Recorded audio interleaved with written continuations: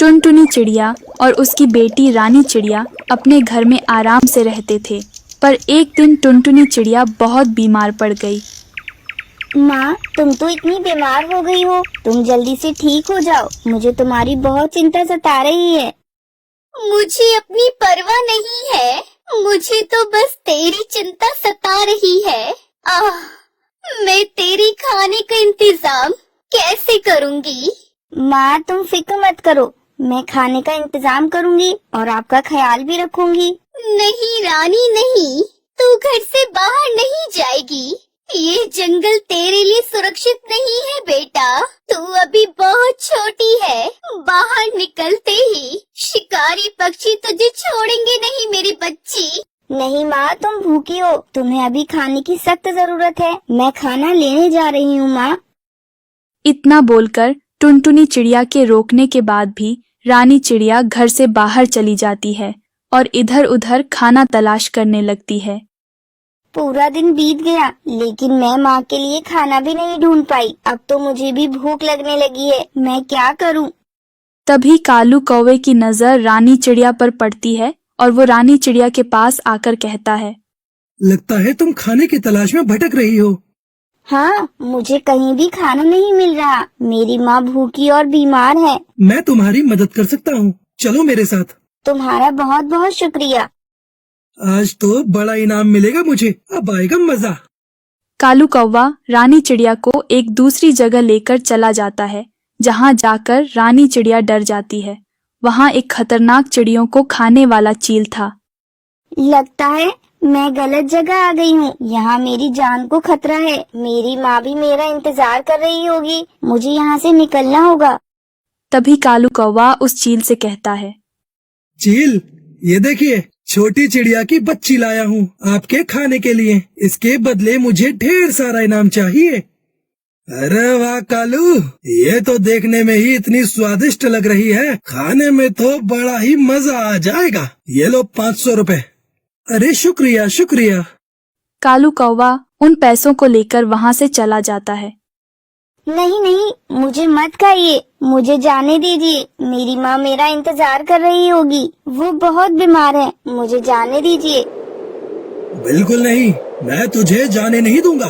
मैंने तुझे पैसे देकर खरीदा है, अब तो मैं खाकर ही रहूंगा।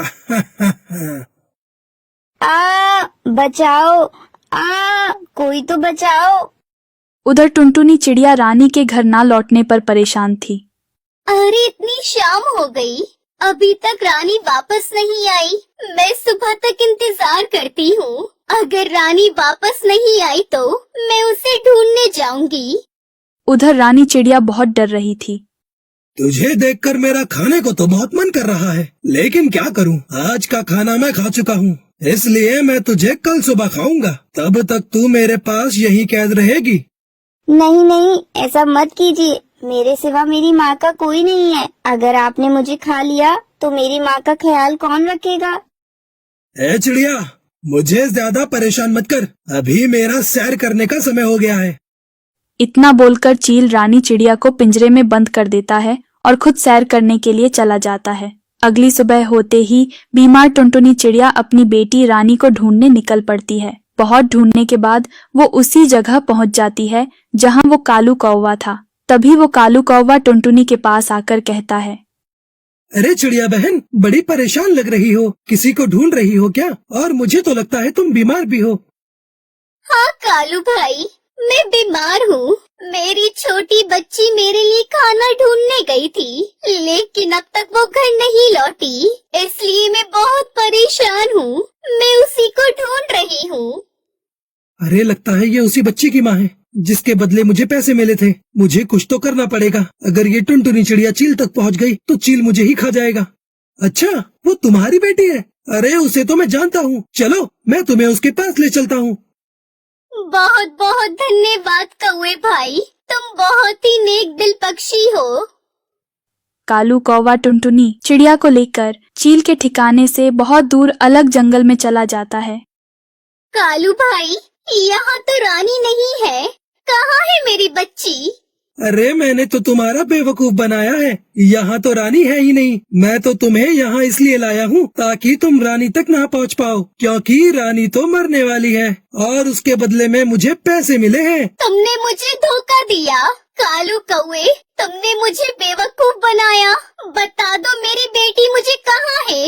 मुझे अपनी बच्ची के पास जाना है। मैं तुम्हें नहीं बताऊंगा, और वैसे भी चील रानी चिड़िया को खाने वाला ही होगा। और अब मैं तुम्हें इतनी दूर ले आया हूँ, तुम इतनी बीमार हो कि रानी तक पहुँच नहीं पाओगी। अब मैं जा रहा हूँ। जैसे ही कालू कौवा वहां से जाने लगा तो टुनटुनी चिड़िया ने उस पर जोर से वार किया, जिससे कालू कौवा घायल होकर जमीन पर गिर पड़ा। एक माँ चाहे जितनी भी कमजोर हो, चाहे जितनी भी बीमार हो, लेकिन मुसीबत पर वो अपने बच्चों के पास पहुंच जाती है। इससे पहले मैं तुम्हें जान से मार दूं। बताओ मेरी रानी कहाँ है? आज मुझे रानी तक पहुंचने से कोई नहीं रोक सकता। टुनटुनी चिड़िया का ये रूप देखकर कालू कौवा डर जाता है और उसे बता देता है कि रानी कहाँ है। कुछ ही देर में घायल कालू कौवा भी मर जाता है। उधर चील रानी को खाने के लिए उसका पिंजरा खोल देता है। मुझे जाने दो, मुझे मेरी माँ के पास जाना है। मुझे जाने दो, मुझे मत खाओ। मुझे जाने दो, मुझे मेरी माँ के पास जाना है। मुझे मत खाओ। ए चिड़िया, तू बिल्कुल चुप हो जा। आज मैं तुझे खाकर ही रहूंगा। इससे पहले चील रानी चिड़िया को खाता टुनटुनी वहां पहुंच जाती है और एक पत्थर चील के ऊपर फेंक देती है, जिससे चील घायल हो जाता है। माँ, आप आ गई। आप यहाँ से जाओ, नहीं तो चील आपको भी खा लेगी। ए चिड़िया, तू इसे नहीं ले जा सकती, क्योंकि मैंने इसे पैसे देकर खरीदा है। माँ अपनी बच्ची को बचाने के लिए कुछ भी कर सकती है। अब या तो तुम मेरी बच्ची को छोड़ दो, नहीं तो मैं तुम्हारा भी वही हाल करूँगी जो मैंने उस कालू कौवे का किया है। अरे तूने मुझे कौवा समझा है क्या? लगता है तुझे मेरी ताकत का अंदाजा नहीं है। देख चिड़िया, सीधे सीधे यहाँ से चली जा, नहीं तो तेरी बच्ची के साथ साथ मुझे तेरा भी शिकार करना होगा। जैसे ही चील रानी चिड़िया को खाने के लिए आगे बढ़ता है, तभी अचानक से टुनटुनी चिड़िया आ जाती है और सीधा चील की आंखों पर अपनी चोंच से हमला करती है, जिससे चील बुरी तरह तड़पने लगता है। अरे अरे मेरी आंखें, मुझे दिख नहीं रहा है। ये तुमने क्या किया चिड़िया? मेरी आंखें फोड़ दी। अरे अरे मेरी आंखें। मैंने बोला था ना कि एक माँ अपनी बच्ची के लिए कुछ भी कर सकती है। तुमने क्या सोचा कि मैं अपनी बच्ची को मरने के लिए छोड़ जाऊंगी?